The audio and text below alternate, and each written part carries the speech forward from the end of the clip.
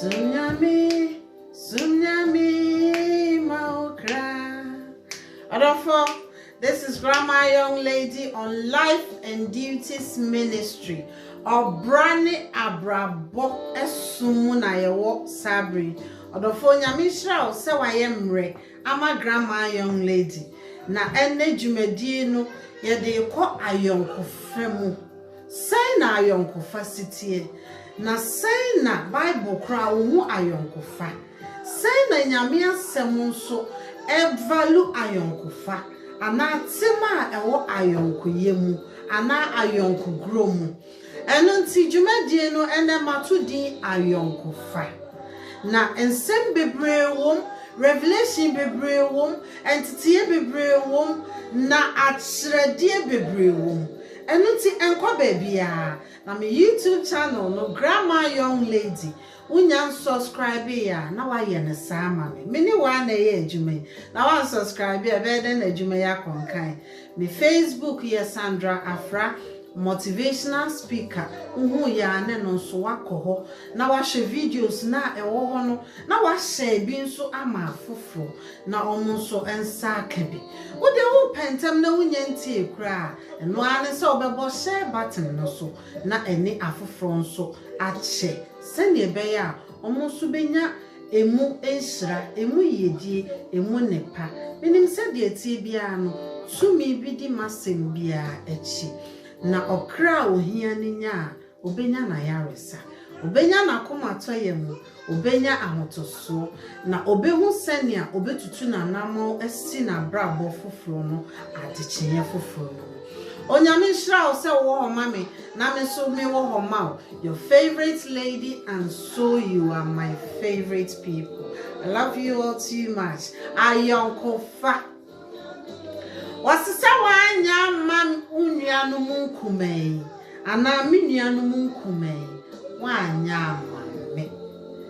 enu nti se wo ayonkofa mu a eye uhuni wo se wo ye na enya ayonkofa mu nkoa na yeye papa enipa bia omo ba ya brabo mu yeni omo bonsa ho adekye biara no omo hia yen yi o yenso ye hia wo se de me hia we na nso hia me eye saa enu nti ba bia wo bedro bia no eya bompa yesronko se rade de mo yi ni bia me koi ade na wo se me ye onipa bi wo ha na ope good morning na etie wa adekye no se wo de mana na wo man smile ka ho awodofo ade a wo hia na wo de ama no the morning nyina wo ka ne meditation ho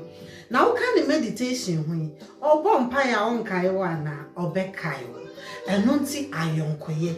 ye kwa ye be omo aye ni omo bonsa ho ni nyina ye ni omo wa ayonkofa na ye na ye sikwan no ye na ya blocke eno nti ntimi ma ayonkofa no ntimi flow na sasabre ye besi na ye sisudua se ye bekeka ye ho na ya makwan na se de yesusu akatakata ne amaso no ye bie su kakra se de sa odofo ye bi hu emfaso a ewo ayonkofa sumunyame ema okra atemuda na du na me de mentaka ne se atemuda no ye twa kese paa no nanso ebi de etimi ba ntamo a ewiase de nyina nya maaye obia wa na temuda eda ebedu na menu mienu ye nyim da ya temuda beba eno nti ye nsum nyame e ma ye kra esanse ye nim enfa movie kakrai rafo sum nyame ma okra nsumu mu obia suma wa okra sumnyame ma okra sumnyame ma okra atemuda riba yebe denie sumnyame maokra ooh Sumnyami, Sumnyami, Maukra. Ayonko fam. A dear na a cosso. Say na yesifa yonko. Na dinti na wasi a fayonko. Na ichase a fayonko ana. Yes. Ichase a fayonko. O si monki kamu humu ewo do e kwanso. Inti ayonko faye. Na said da me kase mu bibia wo ye bia it has to balance. Eno na ya na ye mistake wo. Na ya cross line. Na ma ayonko fa no aye basa. Na mum senka ye nyina ye bi hu ye limit dia. Anka ayonko fa yo. Enkomo bi wo ho no ma ho. Enfa ho ni ayonko fa da wo ni ukunu ni oyere ntem. Uhi ayonko ba ko a oni ono subedi. Nti ayonko fa ye. Oba bit na ase. Na okofa ayonko bi. Ti abakosemi ye pa. Na ayonko no okofa ye no. Na odo na nkasa opena sem. Se ye kase obi do ne yonko na sa oba peni sa do ne bi na wo ema ne yonko no. Na nye ne ono kwa ne do no na ne yonko no so do no. Enu ti hwe odo a eti sei mienu na ahia. Wa wo sha sei ne tie. Obi etu emrika ma ne yonko. Obi aho predo ema ne yonko. Obi agwa ne ho so ema ne yonko. Obi a de serious ne yonko afunu mu na fedodo. O se yensho ni fa ye se ejidifo bomu tena faako. Se wo wa yonko fa eti sei mu a odofo.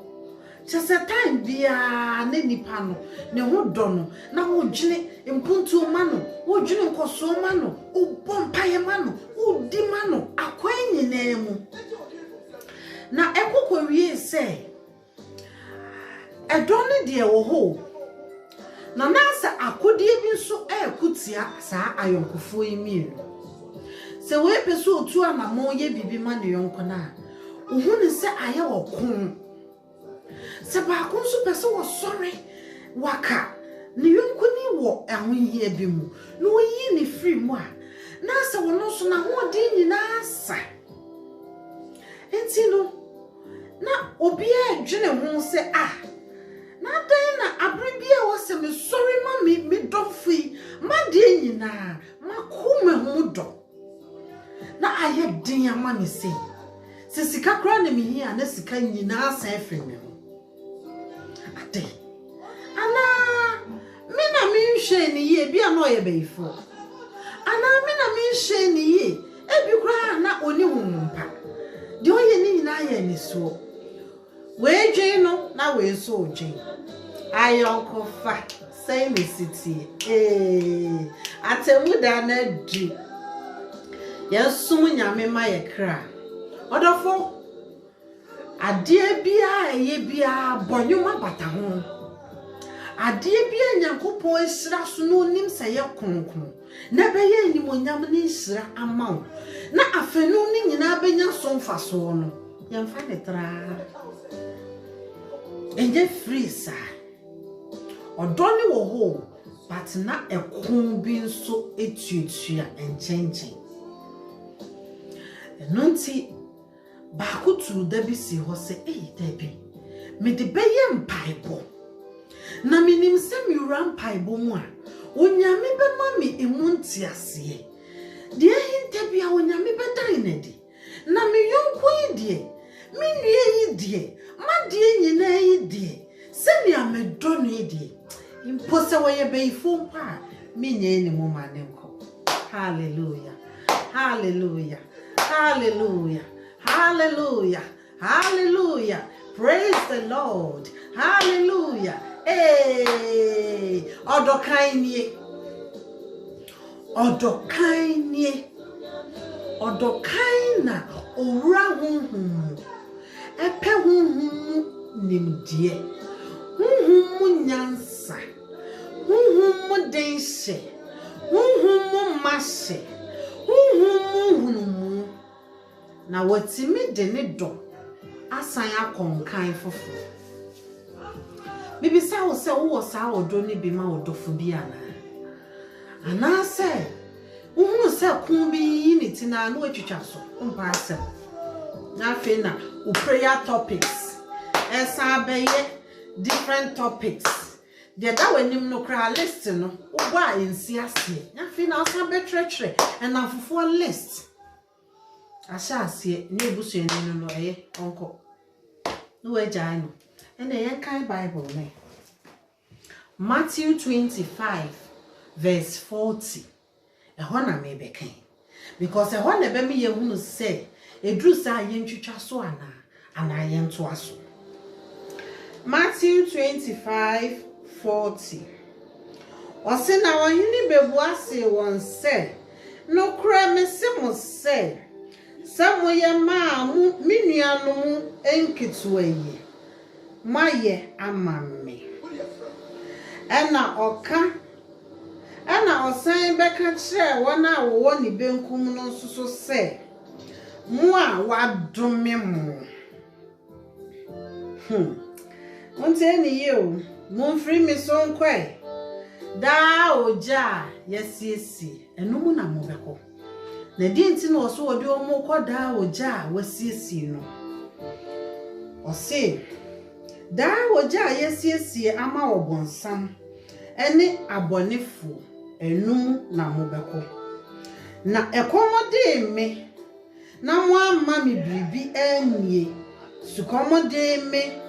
na mo ama mi bribi anom me ye owowo na mo amfa me ankomu fie me da adeja o na mo amfra me ntoma me yare ye na me da afiase na mo amehye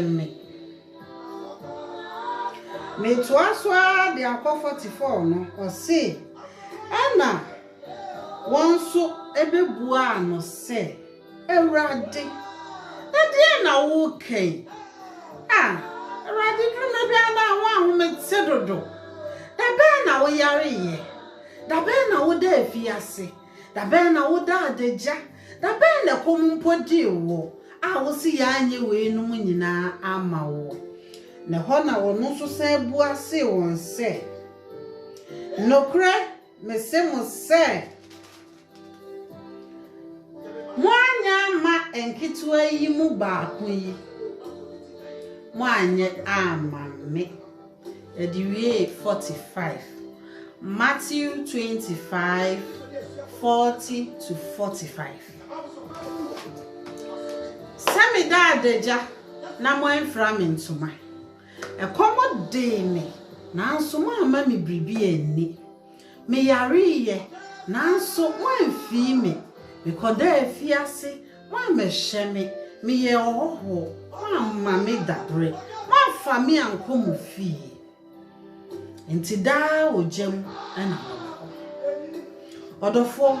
medini nyina eba ayonkofam se woni obi ni ayonkofa dia edrumre bi aya na wotene wonsa a wonim se de bekono na ayonkofa gina hodo na ene no mede baba yen yonko a eben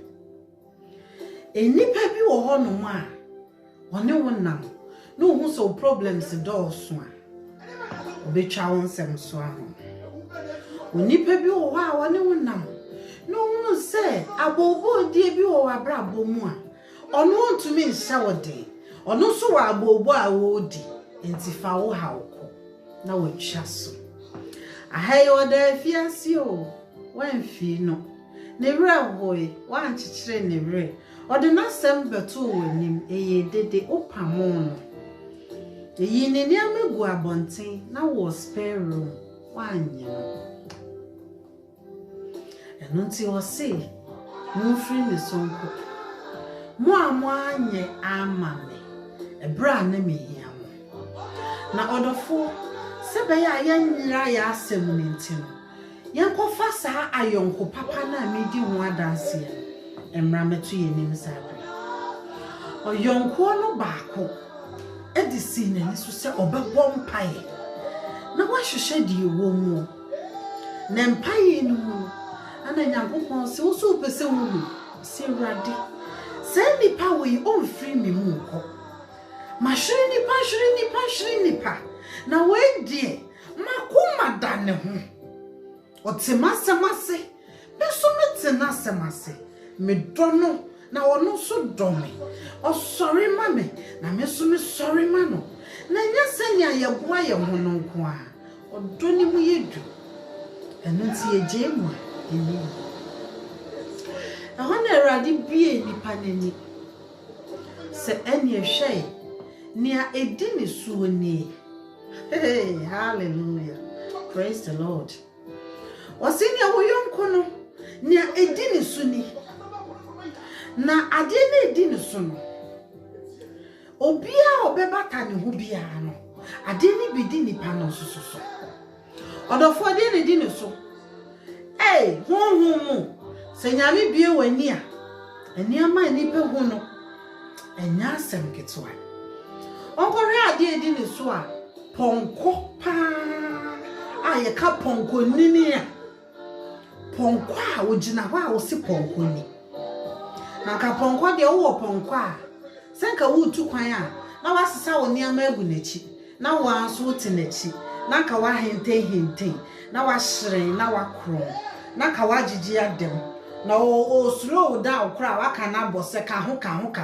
mienko mo nsem no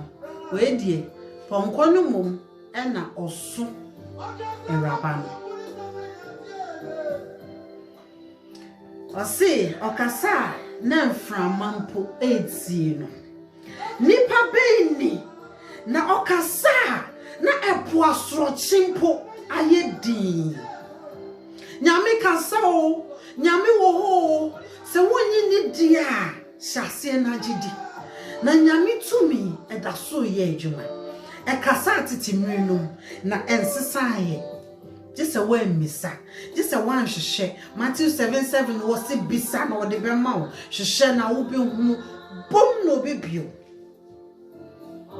enti ponkoi onu momu no na eti niwura echi na jese ponkoi no oso no na miti hoi ada bia mi mu ye miye na se hunhun mesan eso aponkwa sai na se moyeti Ewurade made mpare yen Ewurade ntwetwe mu maye obi bia na wo so ponko Ewurade sai ponko na wode na onu momu enya ponko entena ne so enwum bi wo ho na ya metani mi nua bi di nkomo se enwum bi wo ho a se ba na mama wa wasem bi meye ho a wonte ase osi adehye enenam fam enkoa ene tete apokoso na after this revelation na mateno ama mate sa enwum no ase odofo ponko enipa so aponko ema na yi but honhum no onyame bie onipa bi ani mani hu se ni yonko na odono ni wo se ni yefunu mu no ni ane ho kan na ne ho aka no osoponko na nyame ka kire ne se wo beye dia anka mema utumi a wodi bekum sa ponko kopim se ponko we ebewu wo yonko no na hoto enyamaye efa honi sra kakra bi emuhu oso senesa enu nti se wobetimi ekum ponko idia ani mabua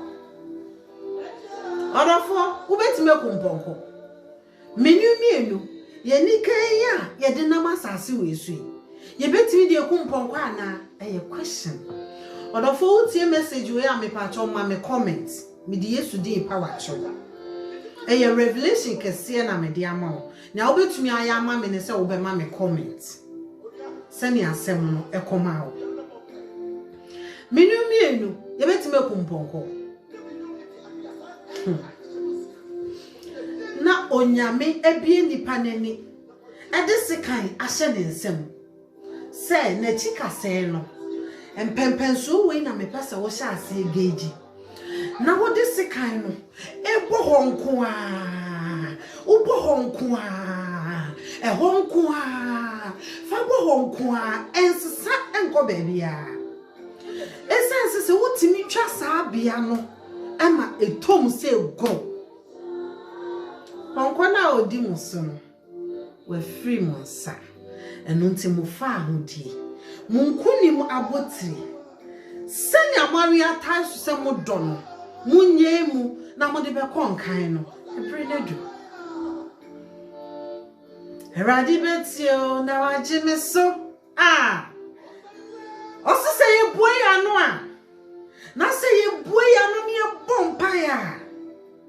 hallelujah meja wo so minim se wonim ni hia me. Thank you, Jesus. Thank you, Holy Ghost. So what bompa ye bi? What cheat to be happy home? What to an amobi? Still a woman shia. Shasi na fewra home from. Na be say radi, so me weni. Na on shower day, na one mo yini, and 1 day, na one fan kuna when new kunim. Nyami wo what the bemma when you mean here, I reward dinner, a radding him, also soon, a radding him, a radding so betsy, now I g and swa, a raddy. I can't see the Uber for him. Or the four, in the second a kumponqua, would dear young so. Would dear and dog for so. Ne bibi ya na na yen so ayeye no aponko no wa wo be bata sa yonko ni hu bia no unso so aponko no hey kanuli ya kamai kizumbi ki Jesus Lord unso so aponko ni bi se wa hu se ne ade ne tie nti sei no say ye wo ene me ena ye hu say ni so ade hu na anka decision be ni beteki ye be twe ye hu afiri yonko oni paso aponko ene me de we die nso oh yes o twe hu de awatwe hu ende wo so aponko ni bio na wase mwanya amma munua no monketo no mwanya amma mi erade enti se wo yonko wo hawo mu senyami bie wani senyami bie waso senyami bie wo hu na wonya yi kire firi wo nua bi ho wonya yi kire bi firi wo busuani bi ho wo dofo bi ho wo neighbor ho na wo ka semfa wo ho a saa no bi nso benya wo ho yi kire na wono so adaso wanya ma wo nua no monketo ana wanya amerade wahu odifo a ono ankasa nso edima ne ho ogie wogie afoforo no na nyame nso somane a obegyew aba wabrabo sei neti ti se wuntimi nnima afoforo de a nso odima no ehun beye na enje duabo eye simple mathematics uso da ye na wonua bi da yare mpaso awo betimi afa no oti wa ni so na so ndi owu kra ye beta ye ebia ne nyame de so wahwe o ebia ne wo na ye wa na wanyina mu amompa ye amano ntim wo betimi esa ne ho ebia na mo so obi asom da ye saa nti so no so se enye hwe a na chese ni nyina anye hwe wanya ma wonua no wanya ama onu ewrade enu nti oyonko pai ekura sekan ana wageji baby ayakire no ene pai na hana bisa se enti wenyina na ponko ni gina ho hwe na na ponko ni gina ho hwe no na amom nyankopon se oma utumi a 2 Timothy chapter 1 verse 7 there, my favorite scripture. Was the one my ehuhuhu. Nemum o my yen to me or do any asumchi. Enunti senyame ma to me a de oya ye erade meye erade family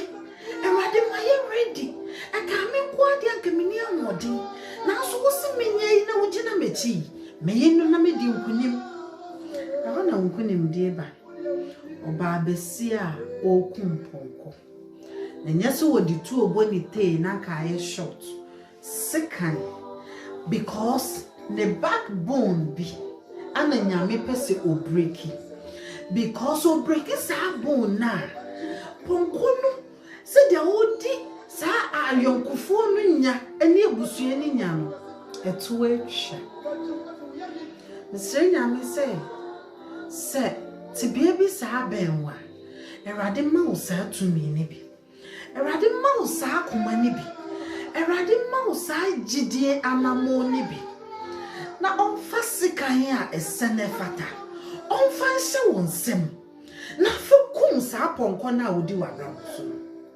ponko ameso aye ye na ye so aponko erade mane mpare ye se tumi bi di wachi ne ebra me ne wo che asem kese etise se tumi bi di wachi a odi wunya a o se woniama obo woniama gu waye ponko ana wo na wo so no ene den tumi na ede ma sa oba no ama ni timi ku ponko no sa tumi na bi mra wo mu sa nwode na bi mra wo mu sa gidie na bi mra wo mu sa akoma ne renta so na bi mra wo mu na wonko na wonni nkoni wo Yesu de adihye ne namfem enkwa na titi aponko so afi wei adihye namfem ebefa wo mponko na wo atena so. There is going to be a turn around. If you believe, shout amen. Jidi awenya ne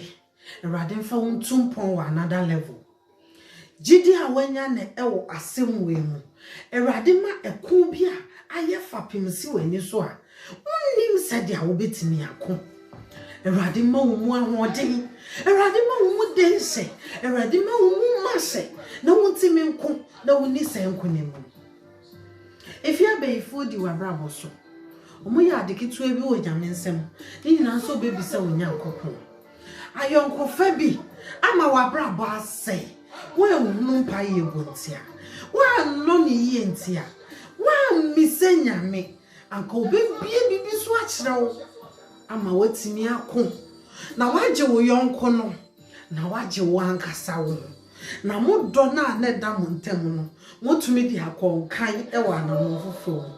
sasa tumi ni bi na wi a erade fa no mo anadwe sasa tumi ni bi na wi a osoro fa no mo anadwe e wo Yesu din mu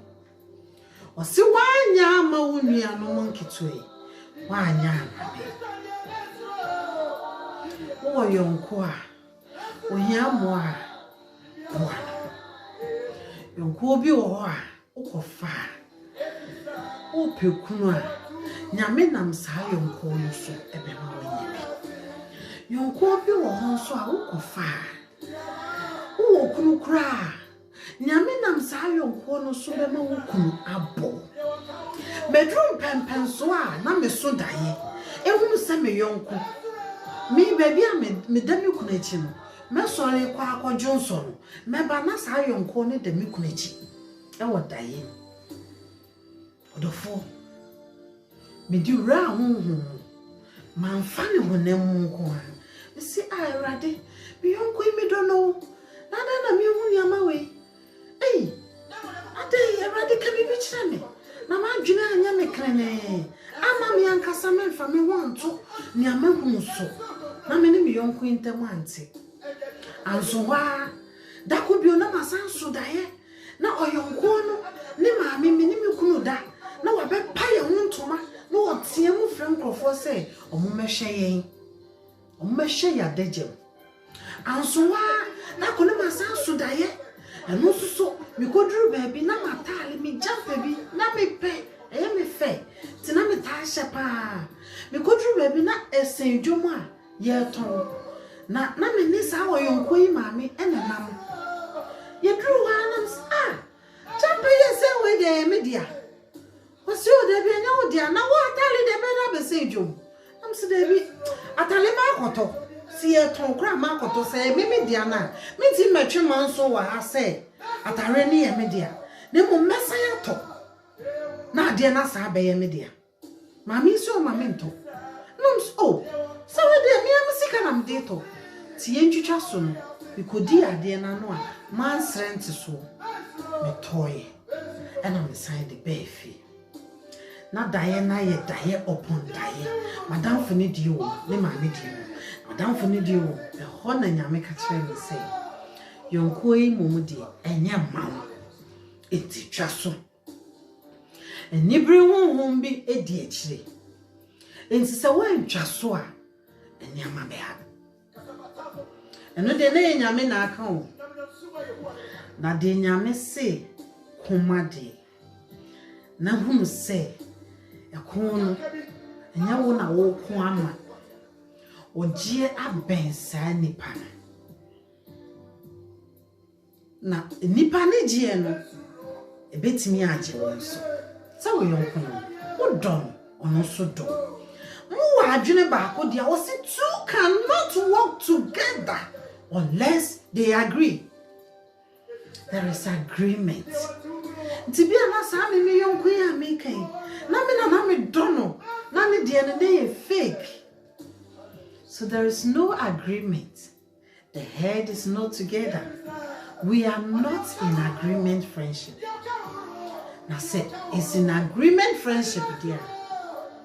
Nyame bema utumi no. Obema wa hoden no. Obema wa kokodro no. Obema wo yokodro no na obebo nkonim ahotre. Yonko fra. Ayonko grow. Ayonko ye. Se chire me uyonko na me chire wo ne suban uyonko okunu woni na 10 years ono da so tina ware mu untimi ma wa futu obi a wo so de ware odofo hweniye kakra bi se awrade se ne nsa nimu de a utimi twe ensuro na nyame ne wo we yo Kristo ni a wakodie ni nyina akono wompaye mu mensuro bibia ehu mensuro wose wa maye ye hu na mum tumi odo edi asumji ti se wo be nyame a unsuro ehum betu asroche bebo etu betu abonefo be sori ahun be sorry for when you see radish the bisan kwan na obechiro odofo I think this is the longest video my for over 6 months now me do obesi ha na mackerel na jenia me no yesusu hu empire me no aboyin so san bobio hwehwani amem enjemu menko bo nipa onipa benwa fa genuine heart ejeno na ye ni ye na se ono no se de wodo no no a pempensu bi dru na nyame se manenko de a wa ye ni ye manenko wonye bone na nya ya akaso nipa ye ni omu san ni omu nyina na ebetini omu atena afebo saa ebre ni du amanenko ne mo ebre se mu so hwe na kira kwachia no bisa na se asam tunu a kogya mo ne bi o wani ji mu ani ne nsre o wa ahunye mu a yini firi mu o si ye tamfo mpo da adagya infra ne tuma wanya mankitwe wanya amame nkoto offering kese wa asori dem na wa wo yonko a woni ne nam a wo se wo don nyame de ne ho yi kire ama wa mmɔ ho mpae nyame ka kire wo se mpae bo bi betimi ama na wo enso tena mpae so wa nwa na ayede awo na ne na ma wo de di wachi nyame fa bo ne nche uyonku nyame de kire wo se adwuma kwan bi abia ma no just wo so nansa na ne mpae oh say week bi am money 50 pounds I want kwa adwuma asenya hwe anya hwe say ya oba be hwe me mame you been selfish nya na sa kuma wo yonko dima wo yonko ne awo hwehwe se wonye bi se twa se wo no ponya ne chensa ensa hwe odo wo a ne awo eye wo dia Messi ha na machia mo na grandma young lady said ya makano me makwa me ni asema me ma na me wa asem dia me gitna so said ya da konya me be kukuru me bebi ana me ti akonwa mu ne pa nya me kukuru me ma me ko dware ye ebo oduku esiesie me ho eba camera ye ni no odofo sumi bi di asem ye chintin fani ago eba to me nyo ansane yako yankwe grandma young lady